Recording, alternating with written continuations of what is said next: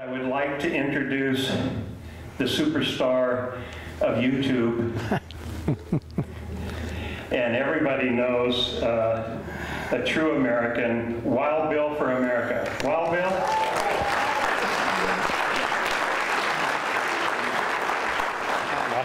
Thank you very much. Who? Or at least I would be saying that if not for Hellbound Iscarite for having shared this video with me. Maybe that's because I am half limey, ergo rather clearly coming to steal your tea. If not to drink it, then purely out of principle. I'm sure it's going to be very interesting to see what Mr. Bill has to offer.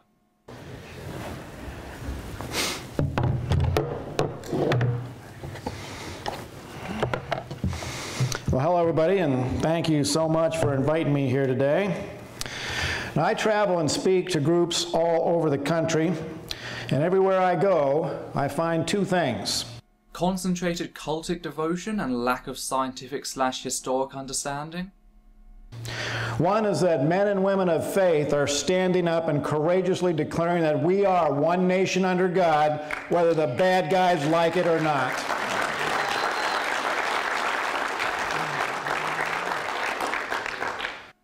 Oh, okay, that's only one point according to you.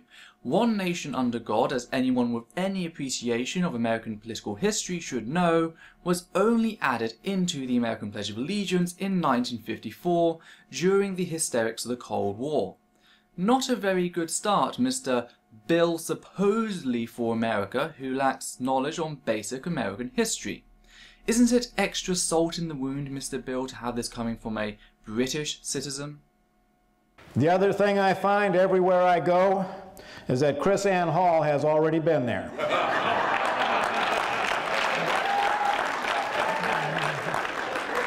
I think the only way to slow her down is for somebody to give her a job, and I'm thinking Attorney General for the state of Jefferson. Well, she certainly has the moral fabric of a politician, being very capable of convincing gullible people that black doesn't mean black, yet in fact white, in pretending that the Establishment Clause, which declares that church and state must be separate, expanded upon by Thomas Jefferson as the separation between church and state, doesn't really mean what they clarified repeatedly. Make no mistake about it, we are in the Super Bowl of all battles for the heart and soul of America. Ronald Reagan once said, if we ever forget that we are a nation under God, we will be a nation gone under. Of course, because religious fanaticism has served the United States so well in destroying its education system, spreading sexually transmitted infections, and impoverishing countless people. Never before in the history of this nation has faith in God been so endangered in our culture. The Christian church in America has been shamefully silent as immorality and perversion has swept across this nation, and the people pushing it are now targeting our youngest children. Truly, that is a sign of a nation that is going under. Yes, because what evil monsters would dare to target children, especially those that seek to instill fear, to indoctrinate them into beliefs they would otherwise likely lack if you waited until they were beyond the 4 to 14 window? What evil monsters would have such a thing on their website? There's only one way to keep this nation from going under, and that is for the Christian church to come out from behind closed doors to get into the fray.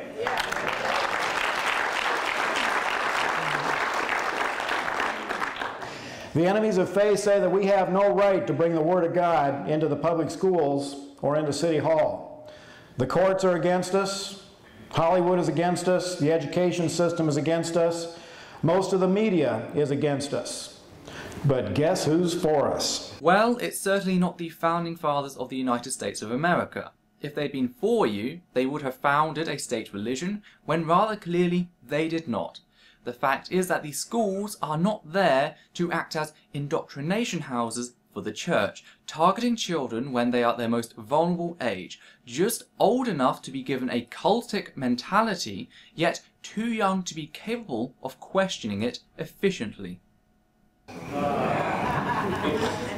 Phillips, Craig, and Dean had a song out a few years ago that said, "For a time such as this, we've been born, we've been blessed." For a time such as this. If you are a Christian man or woman, everything in your life has been leading you up to these days. There are no spectators in this battle. You're in it. And what a great time to be a Christian in America. What a privilege to have been chosen by the King of Kings to be a part of the team that is going to stand firm as the storm clouds of persecution come rolling across this country. Can we not just see the double irony here? For one, Bill is talking about the clouds of persecution, at the fact that he cannot force his beliefs on others and attack them, taking away their civil and human rights if they do not submit to his notions of religious belief and heteronormativity. On top of this, Bill is using the exact same sound bites about having been chosen as such groups as the Islamic State. This is fundamentally terrifying considering the way that religion can enable national atrocities to occur. The enemies of faith have no fear of us. So far they have been able to silence American Christians just by calling us names. Bigot, hate-monger, homophobe, narrow-minded religious fanatic. How many people here have been called names like that simply because you love God? Yeah. No, you were called those things because you, as a group, have systematically attempted to withhold the rights from various demographics that you yourself enjoy.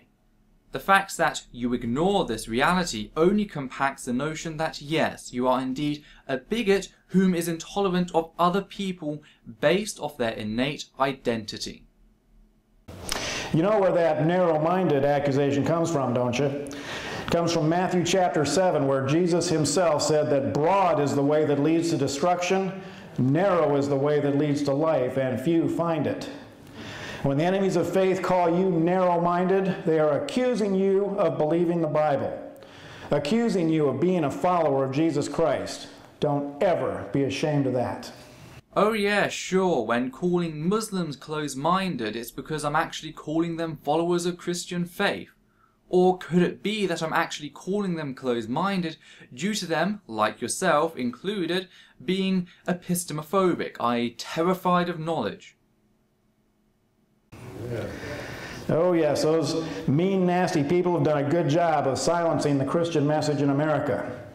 Why is it so easy for the enemies of faith to do that? Well, I am convinced that many Christians don't really understand what our responsibilities are as ambassadors of Christ. Yes, 1 Corinthians tells us that we are the ambassadors of Jesus Christ. Think about that. An ambassador is a high-ranking dignitary charged with faithfully representing the interests of the king. As ambassadors, we have been way too shy about representing our king. A lot of us mutter things like, well, I guess we are supposed to be as harmless as doves, and we quietly withdraw from the debate. Kind of reminds me of the chickens I had down in Florida. At sundown, I would just herd them into the chicken coop and close them in. Is that what the enemies of faith have done to the Christian church in America? Have they herded us out of the public square and into our church buildings? Right, so the fact that at every election period the officials running flaunt their apparent religious beliefs and their devotion. That is why so many courthouses unconstitutionally house religious iconography. That's why Christians in the previous century bastardized your national pledge and money with theocratic statements. You are so self-deluded, it isn't even funny anymore. However, thankfully, there are those Americans out there who know what your Constitution says, know how your religion has defiled one of the greatest aspects of it, and are making attempts to resurrect the secular America that a cross-shaped dagger was thrust into by people of vile intent. What's more is that there's nothing that you, the sheep, the flock, can do but bleat in anger. The king we represent told us to let our light shine before men. And he said, you don't light a lamp and then put it under a basket. No, you put it on a lampstand where everybody can see it. We are really good at shining our light every Sunday morning behind closed doors where the people out there who most desperately need to hear the message cannot see us or hear us. I fear that America's church buildings have become the basket that's hiding the light. And when you pray, do not be like the hypocrites, for they love to pray standing in the synagogues and on the street corners to be seen by others. Truly I tell you, they have received their reward in full. But when you pray, go into your room, close the door, and pray to your Father who is unseen. Then your Father, who sees what is done in secret, will reward you. And when you pray, do not keep on babbling like the pagans, for they think they will be heard because of their many words. Do not be like them, for your Father knows what you need before you ask him. Matthew chapter 6, verse 5 through 8. Since about 1962, a tsunami of anti-God attitudes has swept our nation. The traditional faith upon which our founding fathers built this nation has been beaten down unmercifully, and Christians have been ridiculed out of the public debate. The enemies of faith identified positions where their anti-God poison would be most effective. The public schools, the news media, the courts, Hollywood, and they needed a political party that they could mold into a juggernaut of immorality and corruption. They chose the Democrat Party and made it what it is today. Our founding fathers would be nauseated by modern American culture. Do you know what the Founding Fathers would likely find most insulting about this entire thing? The way in which you have just lied. Contrary to what a moronic set of Texas schoolbooks preach, the US was not founded on the principles of Moses, of Jesus, or Paul. The US was founded as a secular nation, one of the very first being the collective work of deists, of the irreligious, and yes, some theists. But they all unanimously agreed that no religion stands above any other in America by the state. So how about you stop telling these people pseudo-historical claptrap which a simple read of any of the Founding Fathers' opinions would demolish? As for the stab at the Democrat Party, I see this as too damn childish to even dignify with a response. And the number one factor, in my opinion, that allowed such cultural garbage to sweep across our nation, the silence of the Christian church. Now, I don't need to give you a laundry list of the despicable policies that are at work in this nation today. Sexual perversion has risen to the level of fanaticism. In fact, I have no problem declaring that there is a sexual jihad going on in America, and the Christian church is the target. The enemies of God are beginning to come after our churches, our pastors, and any Christian who dares to oppose them.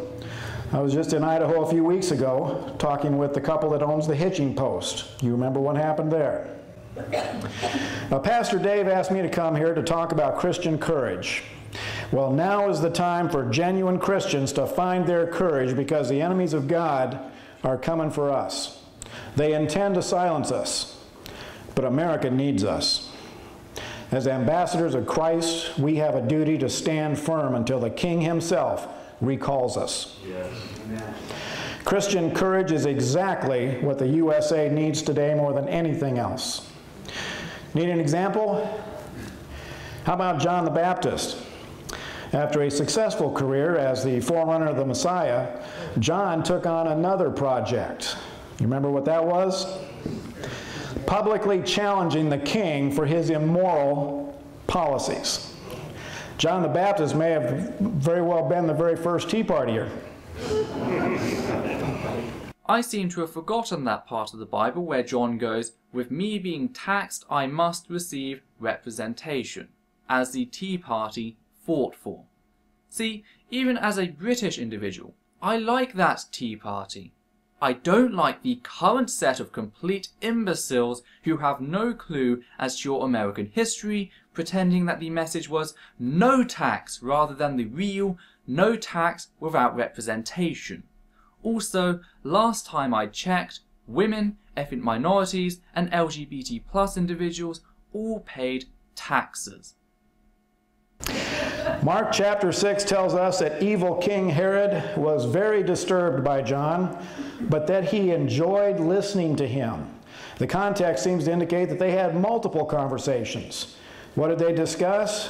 No doubt Herod's habit of governing in violation of God's law.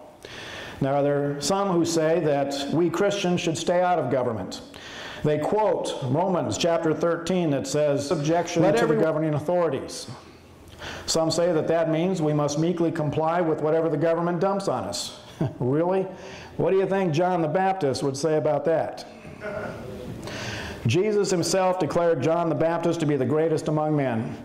And John gave his life standing courageously against political corruption in the name of God.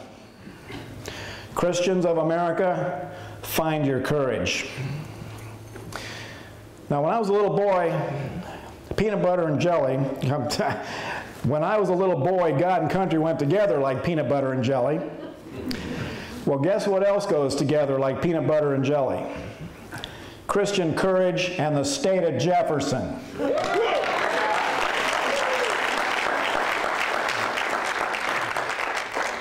Now, you're going to have to forgive me, but I am so excited about the possibilities of the state of Jefferson that I spent 2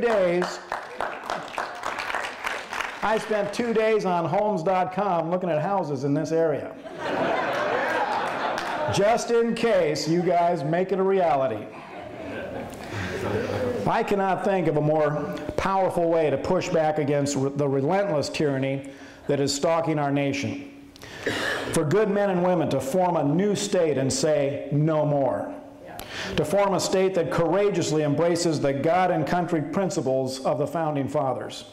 Don't you find it funny when people who are more constitutionally literate on the Establishment Clause begin to fix the issues that the Christian Church has inflicted upon America in a peaceful and democratic manner, that the Bible thumpers begin talking about isolating themselves? It's exactly like that child who, if they do not get their way, merely refuse to play the game. It's childish and shows a lack of personal integrity in the community.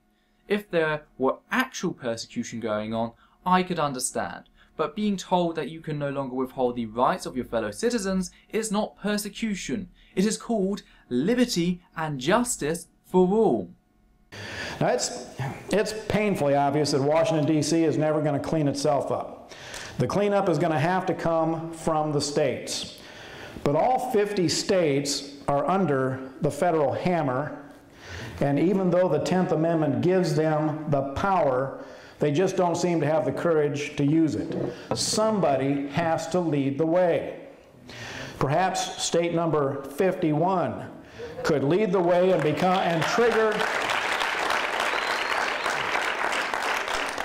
trigger a domino effect of courageous change. It only takes a spark to get a fire going. And then people die. You know who has been truly courageous? Try those individuals who have not had the upper hand for the past century. Those who have been arrested, brutalized, and stripped of even the basic touch of humanity, of human decency, by the Christian right, and yet have pushed on to get the same rights state by state. I'm of course on about the LGBT+ community here.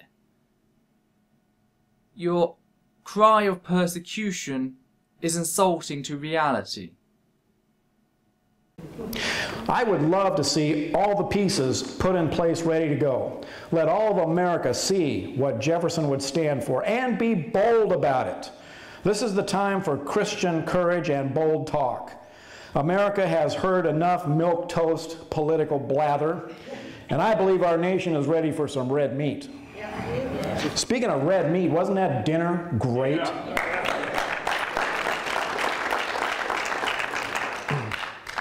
Bold talk that calls people back to the biblical principles that founded this nation and were the key to this nation's success. Fasten your seatbelts. Respect for God is making a comeback in the USA. Then do tell me why the most right-wing Christian states, particularly along the so-called Bible Belt, are the most socially dysfunctional states going. How on earth does that correlate with what you have just claimed? Not to mention that the last part is why religiosity is decreasing across the states, particularly across generations. Your beliefs are quite literally dying out. You can pray otherwise, but that is reality. Also, can you please stop attacking the Founding Fathers with your falsehoods? They did nothing to you to deserve such defamation.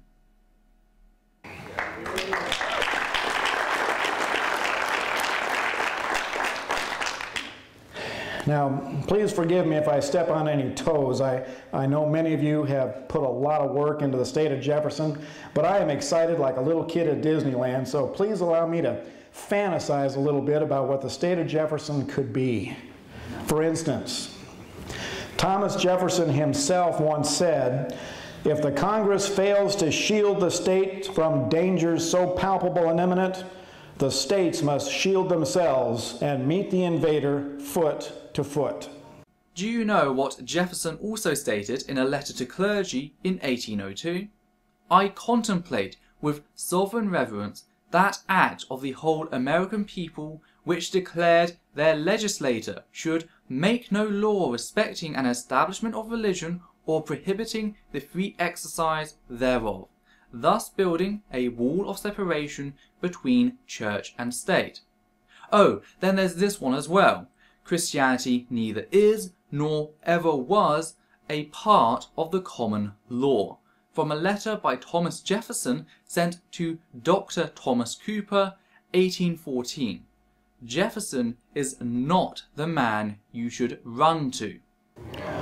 I would love to see the Jefferson State Constitution include the right to defend its own borders and to repel illegal invaders,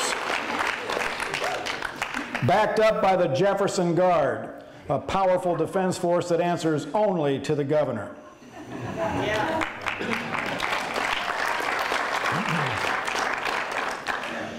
A major reason immorality has become such a powerful force is federal judges usurping the will of the people and forcing immoral practices in violation of the Constitution.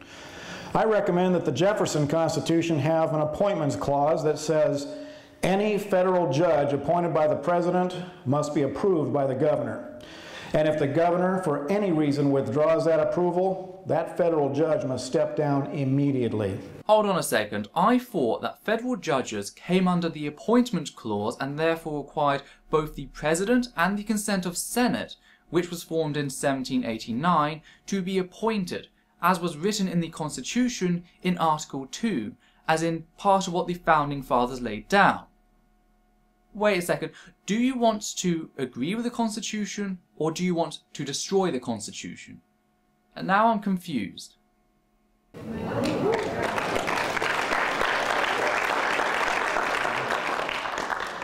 Another major problem is Washington, D.C. bureaucrats dumping tons of regulations on the citizens, telling how we have to educate the children, regulate your natural resources, protect the environment. The state of Jefferson should have the authority to thank them for their suggestions while continuing to do things however the state of Jefferson wants. I call that the stuff it clause. No need to get into details. Buddy, what screw-ups you make affect not just your state, not just the US, but the entire world. We have to deal with your half-baked, misinformed students. We share the same planet, and frankly, the planet is going pretty sour very quickly. Now the next one is a biggie. Look at any map of the United States, and the states are huge. But there's this little tiny speck up in the corner called Washington, D.C. That little speck confiscates horrendous amounts of money from every state and then doles it back out to them a little bit at a time, as long as the state is doing what it's told. I call that the money hammer. And frankly, the wrong people are holding the money hammer. I would love to see the state of Jefferson organized so that all taxes collected within the state of Jefferson go first to the state coffers, and then appropriate monies are forwarded to Washington, D.C., provided Washington, D.C. is fulfilling its constitutional obligations to the state of Jefferson.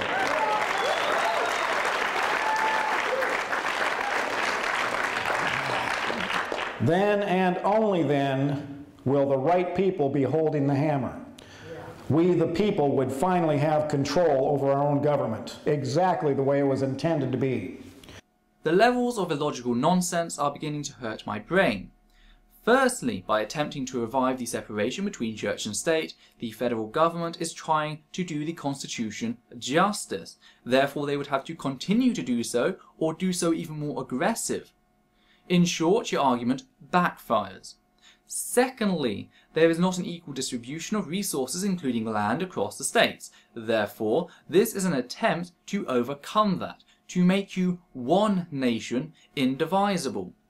Thirdly, there are representatives from all around who have some form of power at numerous levels. So what on earth are you actually crying about?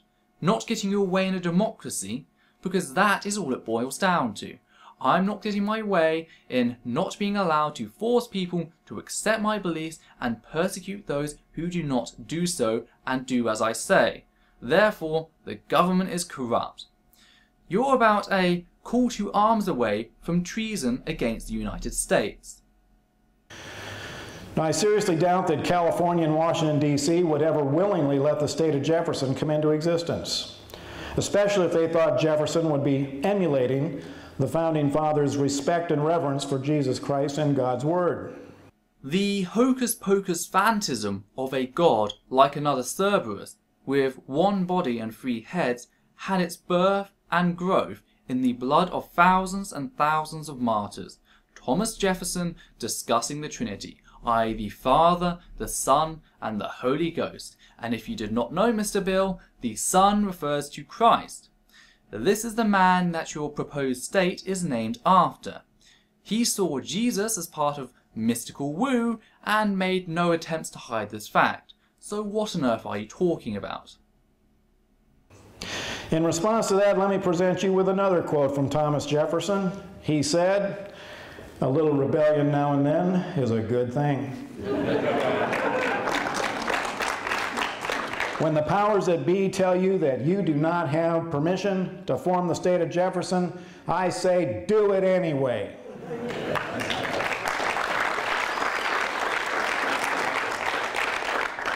And yet, when civil rights activists pass equality laws legally and in a democratic way, you cry that this is abominable and un-American.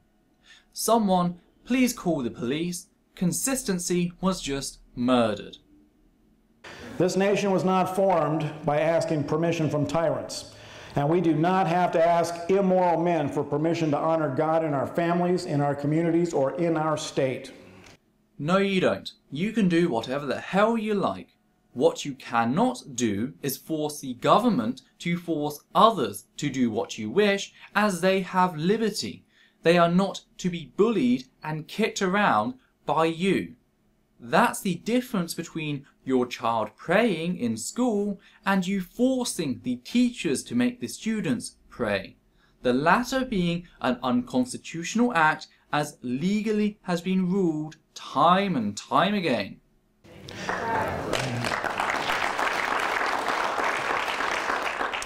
Now is the time for Christian courage to make a comeback in America. You have an opportunity to lead the way, to do something that could change this nation for the better. In closing, let me leave you with the words of that song that I mentioned. For a time such as this, we've been born, we've been blessed. Long before time began, we were in the Father's plan. By His love, by His will, we will see the dream fulfilled. And we will rise and face the darkness. We will shine His holy light. We will live to love the hopeless. We will lift the cross of Christ. We will raise the flag of freedom, for His blood is our defense. He has called us for a time such as this. Thank you. Faith, holding outright criminals safe. This is just the world we live in. Can you justify the pain? The death of fiction will save us all. Hysteria by Aidan. Your knowledge on American history is disturbingly flawed. You show a core hatred for democracy and all those who utilize it. You are a troubling man, a crazed man of an apparent all-loving God who hates the very fact that some people love. You are only a true American in the sense that you embody every aspect of what has crushed what could have been the greatest nation: religious zealotry and bigoted hatred.